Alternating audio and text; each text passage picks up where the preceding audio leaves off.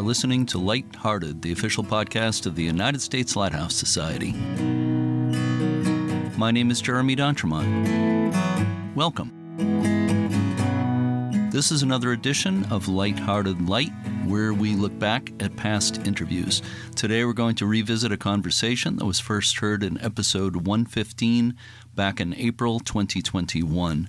The subject is the Pater Noster Lighthouse in Sweden, which has been converted into a small boutique hotel. Pater Noster is a small archipelago off the west coast of Sweden. The island group's name, which means the Lord's Prayer, is said to come from the tradition that mariners would recite the Lord's Prayer as they negotiated their way around the dangerous reefs in the vicinity. The 105-foot-tall cast-iron lighthouse was constructed in 1868. A complete restoration of the lighthouse began in 2002.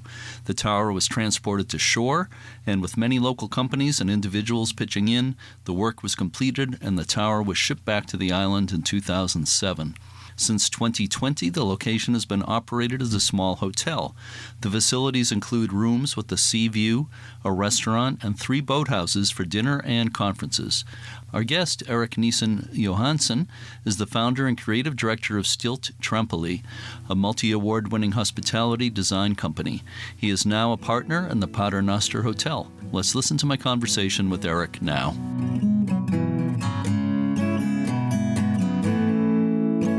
I heard you say in another podcast I listened to that you're a fisherman trapped in a hotel designer's body. I really enjoy being on the sea, on the boat. And, I also travel around with my friends on vacation to different parts of the world to go fishing. So I want to talk briefly about the history of the Pater Noster Lighthouse. I was reading that the island before the lighthouse was there was actually considered uninhabitable. Yes. But keepers and families live there for more than 100 years. Is there anything about the history of the lighthouse itself, or maybe the people who live there that you find especially interesting? Yeah, a lot of it actually, and everybody were agreeing that it would be a perfect location to put the lighthouse out there because it would give the sailors more accuracy when they pass those dangerous reefs. But it's impossible to live there; it's too small, too far out. And then finally they did it and built it, and 3 families moved out because it was a kerosene-driven flame, and so it needed to be maintained 24/7. So they needed to be 3 people working on it. And they proved everybody wrong. So they had a really good life there from the beginning. Even the first lighthouse master, he was growing tomatoes up in the lantern because of the heat and the light there, And there was kind of a tradition of the lighthouse families to invite the captain on waiting ships. Ships were waiting for the daylight, anchoring close to the lighthouse. And they invited them for dinner, the captains, and they served them fresh tomatoes all year round. So they actually, and they were hunting seals and catching lobsters and fishing and seabirds and seaweeds. And they had a lot of children out there also, and they had a school teacher. So it was, full of life. So that's the product we want to give to the world, that showing people how it is to live on the terms and condition of this small, sparse island, and showing them that it's really good. You can only 50 meters from the building, you can catch your dinner, your lobster. And I think that's the new luxury in a way, for all these people living in big cities, and they are only used to buying their lobster in fancy shops, so. It reminds me a lot of a lighthouse not far from where I live here, off the southern Maine coast here, called Boone Island, Boon. Yeah. Some of our listeners will be familiar with that. Maybe you've heard about it. Very similar. It's about 8 miles offshore, and it's a little pile of rocks with a tall lighthouse on it. And just like you make me want to go there. Maybe you should start a hotel or something similar there. But anyway, it's same as Pater Noster. Families live there, and it amazes me in both cases that families, along with the lighthouse keepers, that families and children actually lived in these places. That's pretty incredible. Yeah, it was a law saying that you were allowed to bring your families, and people had more kids per family back then, and there was also a law if there were more than 2 children that were in school age, the government needed to provide a teacher. I got in contact with some people that are old now, but they were kids of Lighthouse Master back then, and they have so fun memories and so great memories. I mean, even got access to take pictures of the pictures in their albums. You know, we have a beautiful picture when they're putting up the Christmas tree in between the buildings and strapping it up with wires so the wind shouldn't take it. You know. And also, it's quite a big number of people that had like a family connection to it. So we also see that we have from the beginning, we had a lot of, let's say, fans among the people that living in the vicinity back on the mainland. Yeah, that really are sharing. I think this is nice that it's opening up again. In 2002, I was reading about that when the lighthouse was actually floated to shore and restored, and I've seen pictures of the lighthouse being put back in place by a giant crane. Yeah, it's unbelievable. We haven't had anything like that with a similar lighthouse over here. Right. I'll give you the background story because I think it's kind of cute. Since this is a cast iron lighthouse, it was starting to deteriorate and rust.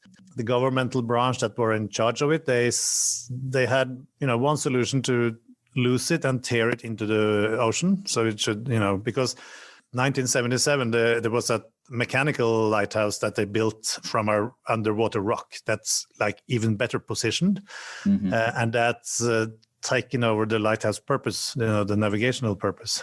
It's a light in our lighthouse just for nostalgia, Sure. The big local Gothenburg newspaper, they started like a protest list. You don't realize how much you love it before you threaten to take it away.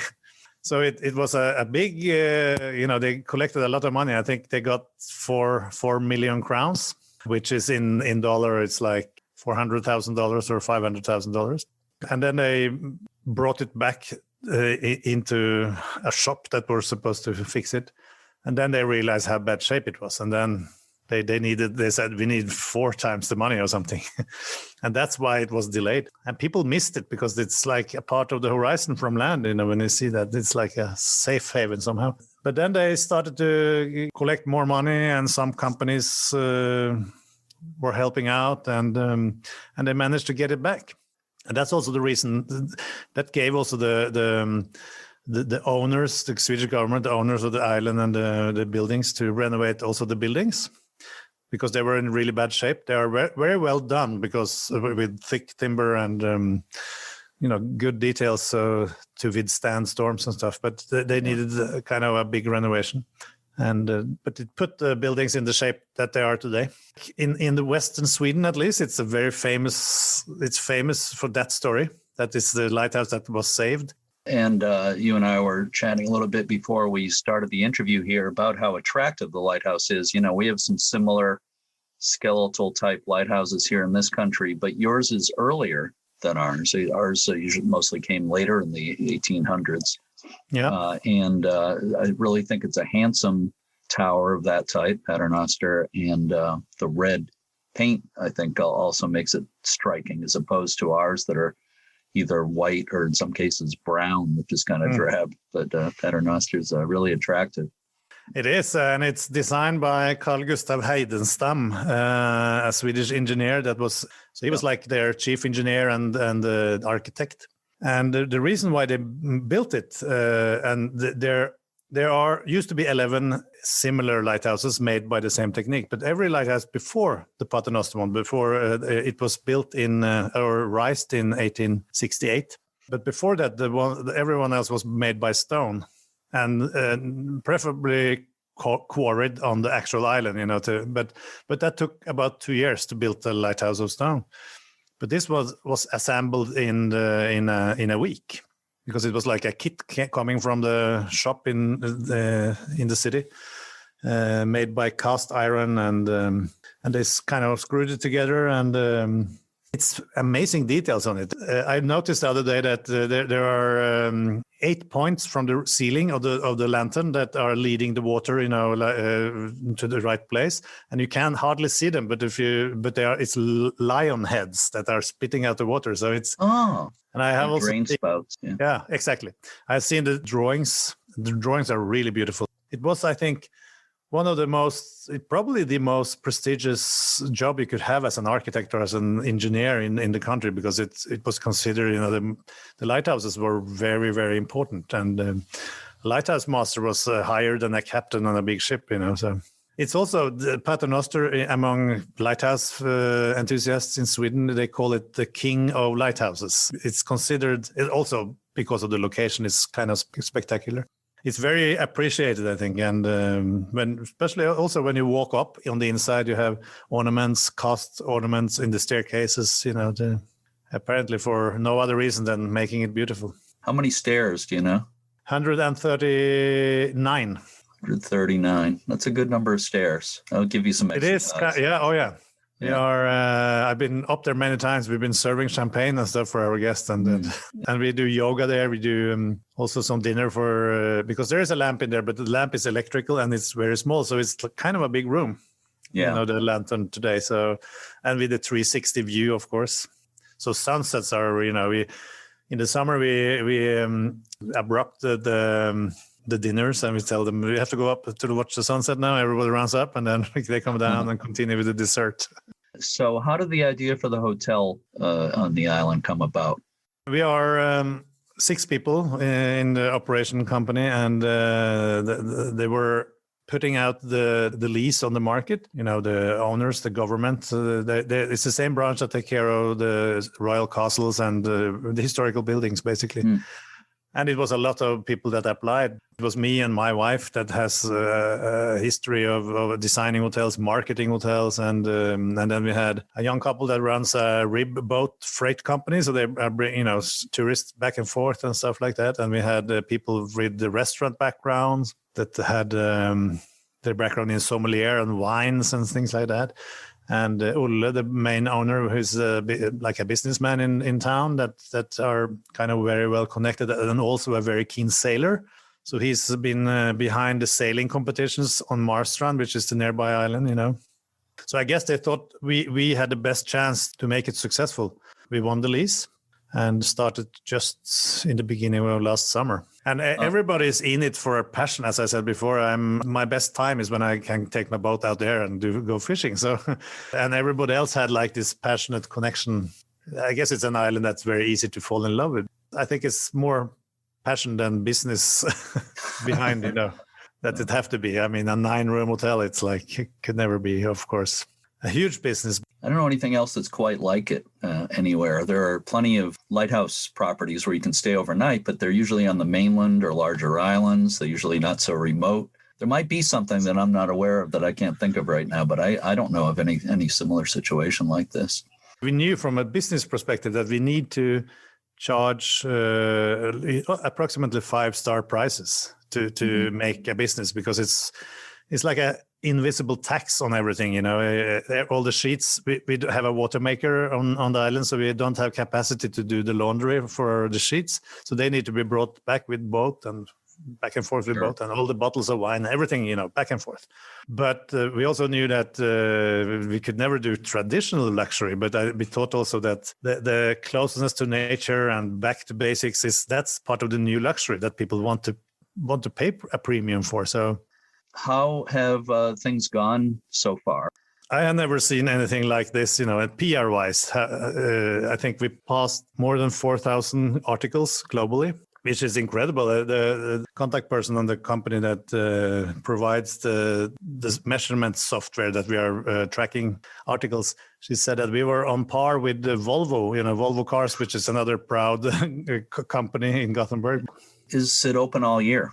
It is, but in the winter, if you like a couple that want to book one room, then we will kind of guide you to the right weekend to do it, because we need to our 9 rooms, we need to open like 6 or 7 of them, or rent out 6 or 7 to be able to make sense economically to open the island. So it's obviously not a drop-in location anyway. We were also we weren't 100% sure about the water system and the systems on the island. We get land as electric power from land, but sometimes there were they had to add some heat elements on the water pipes and stuff like that, because we had snow. We had like a 2 weeks period with sub-zero with freezing degrees all the time. So we also noticed that a lot of people are very attracted to bad weather. So, storm watching, and people that if they really want to go there when it's white and snowy, and if there's a big storm coming, we have always a couple of people that want, can I go there? And have you been out there in any storms or anything like that?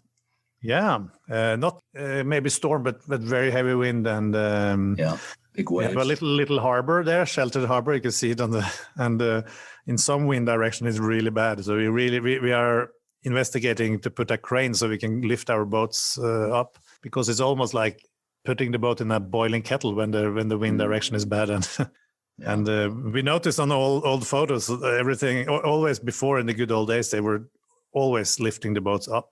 I know the guest rooms are in the keeper's, what used to be the keeper's or master's house. Yeah. Are there other buildings there that are incorporated into the hotel in some way? Yes, all of the buildings actually. Somehow we have the gunpowder house. It's a little bit far away from the other buildings, because that's before they had the blowhorn to the foghorn. I mean, yeah.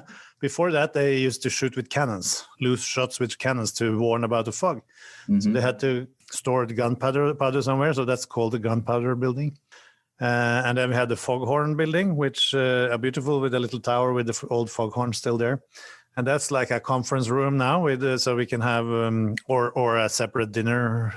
Even in the summer, we use it for the staff in the cafe, our cafe, to sleep.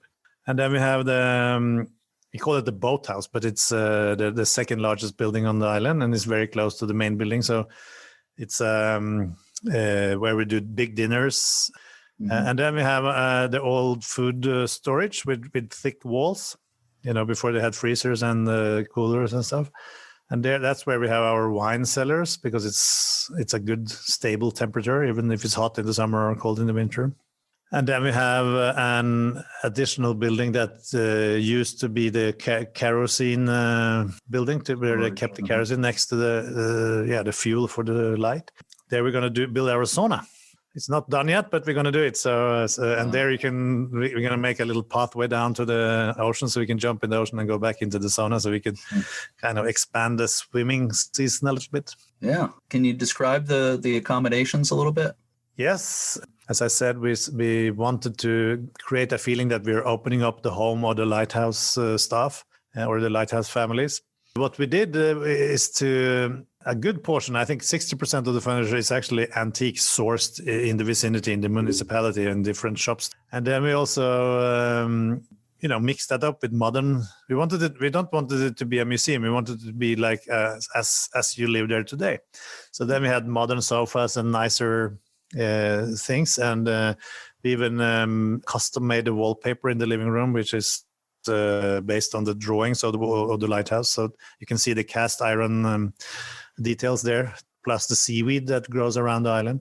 And then the rooms are there. It is the former living quarters, so everybody of course have beautiful views. As I said before, we don't want to do traditional luxury. We want to do like a very homey feeling, and a lot of old sailing charts or marine charts, and mixed with modern art. So it's a very cozy atmosphere. Lots of books and lots of the history mixed with things that proves that it's alive now. Can you describe the food a little bit? What kind of food do people get there? Our best moments are when we go fishing or go pulling up the lobster pots with our guests. It's great fishing out there. So we have from our pier a few crab pots always, and they will give you like 25 crabs each, big crabs, every day. And that's really joy for the guests to, go there before dinner and pull them up, and the kids love it. And then we boil them outside, and we make special sauces, and then we do a lot of fishing with our guests. We get a lot of mackerel, codfish. And since it's so fresh, we usually do sashimi on them and things like that. Then it's like seafood. We have a kitchen there, but pre-boiled seafood from the local fishermen. People love it, and it's like makes sense to eat it out there, and we can really get hold of it really fresh. So that we eat a lot. Then we have collaboration with different chefs that we know from the area, depending on the guests coming. But we really, and then we work a lot with seaweed. Work with a couple of young couple that are marine biologists, and he's also a chef.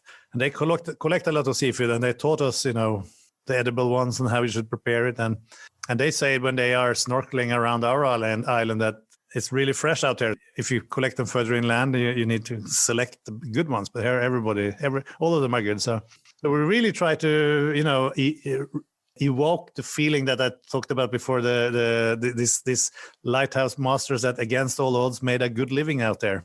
You mentioned, people get to climb the lighthouse, obviously. They get to fish, obviously. They get to swim if they want to. Any other activities people can partake in when they're there? Yeah, we wouldn't want to call it a spa, but we have these two big bathtubs that we pump salt water from the ocean up in, and we heat it.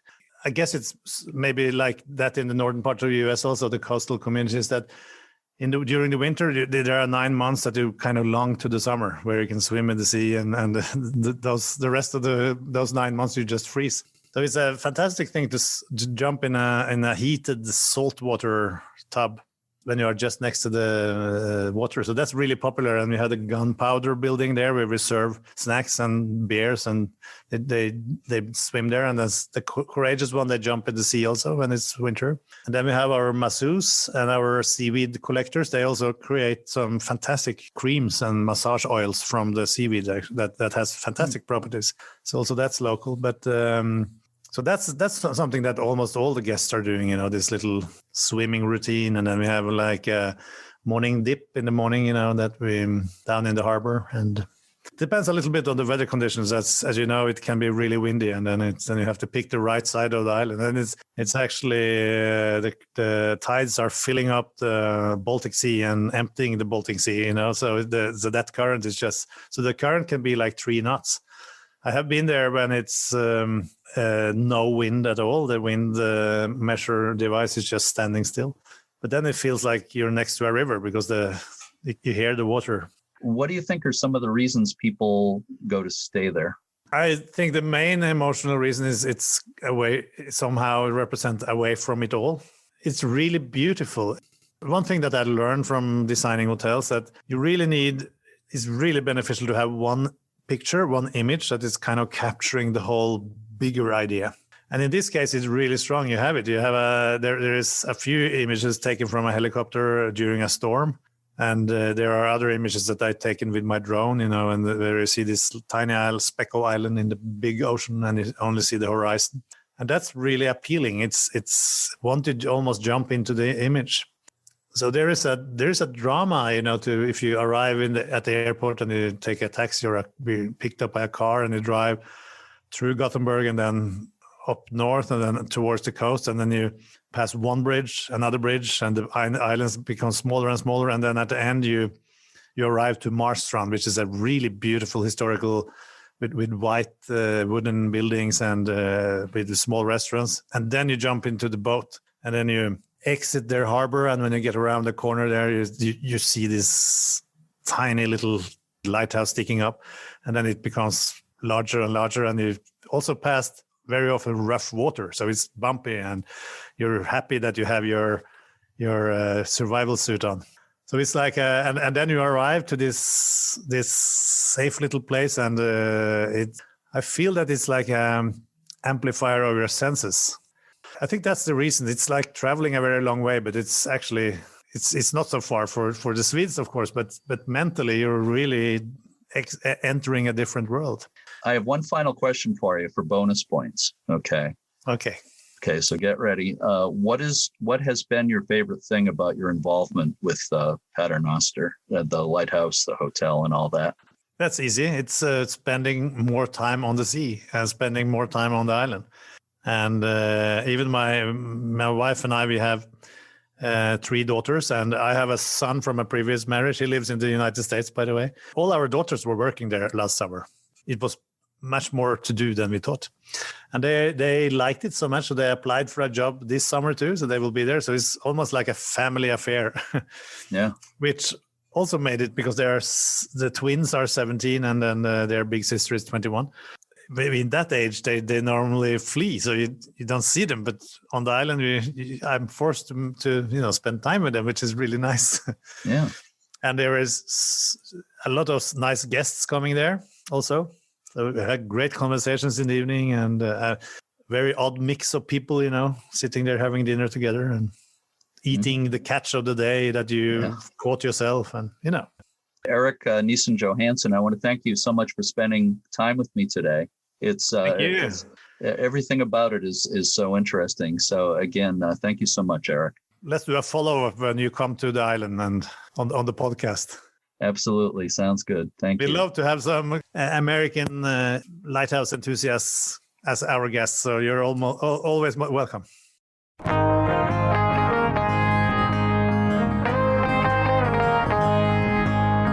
The website for Pater Noster, a home on the horizon, is paternoster.se. The hotel was awarded the 40th Annual Gold Key Award for Excellence in Hospitality Design.